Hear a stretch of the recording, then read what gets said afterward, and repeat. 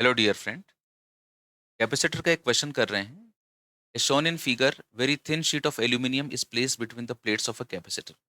Capacitor की दो plates ही, ऊपर वाली और नीचे वाली, इनके बीच में एक एल्यूमिनियम स्ट्रिप डाल दिया आपने, बहुत पतली सी। What will happen to the capacity of capacitor? क्या होगा?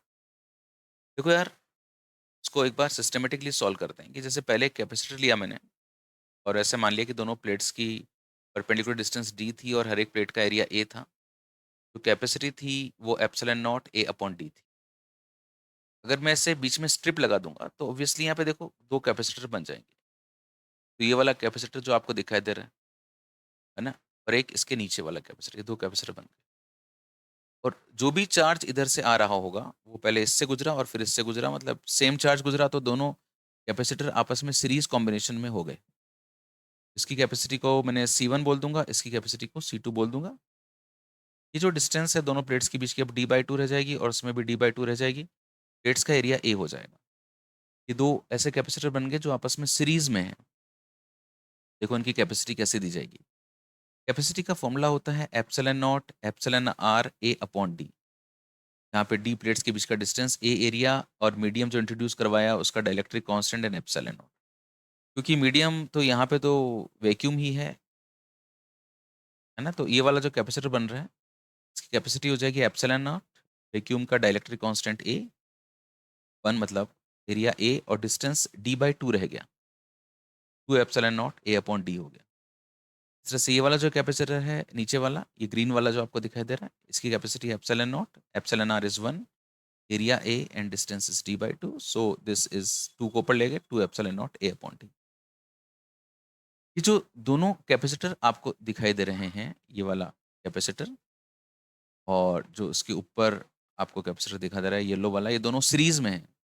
एंड जो सीरीज में अगर मैं इक्विवेलेंट कैपेसिटर लिखता हूँ तो C1 और C2 अगर सीरीज में है तो 1/C equivalent is equals to 1/C1 plus 1/C2। तो C1 की value 2 epsilon naught A upon D और इसकी वैल्यू भी 2 epsilon naught A upon D, दोनों को ऐड किया, 2D अपॉन 2 एप्सिलॉन नॉट ए, ये कैंसिल हो गया, C इक्विवेलेंट हो गया epsilon naught A upon D. ये क्या हुआ? ये तो एग्जैक्टली वही आ गया जो हमारे पास में स्टार्टिंग में था। देखो इसकी वैल्यू, स्टार्टिंग वाले की वैल्यू बराबर आ गई। इसका मतलब ये हुआ कि यार एल्यूमिनियम की स्ट्रिप अगर आप इसके बीच में डालते हो, ऐसा करने से इक्विवेलेंट कैपेसिटेंस पे कोई इफेक्ट नहीं पड़ा, रिमेंस अनचेंज, कोई फर्क नहीं आया। ओके, हाँ, अगर मैं इस एल्यूमिनियम स्ट्रिप को ऐसे डालता कि जैसे ये दोनों प्लेट्स ऐसे लगी हुई और बीच में यूं लगा देता, तो उसकी कैपेसिटी इनफाइनाइट हो जाती है ना। लेकिन इस केस में ये रिमेन अनचेंज्ड है क्योंकि पैरेलल में आपने ऐसे लगाया है।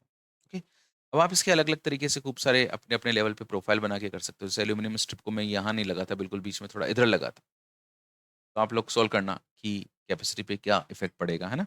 जिससे यहाँ पे दो कैपेसिटर बन जाएंगे, तो ये ऊपर वाला कैपेसिटर और एक ये इसके ठीक नीचे वाला कैपेसिटर, ये दोनों सीरीज में होंगे। आप खुद सोल्व करके देखना कि क्या फ़र्क पड़ता है।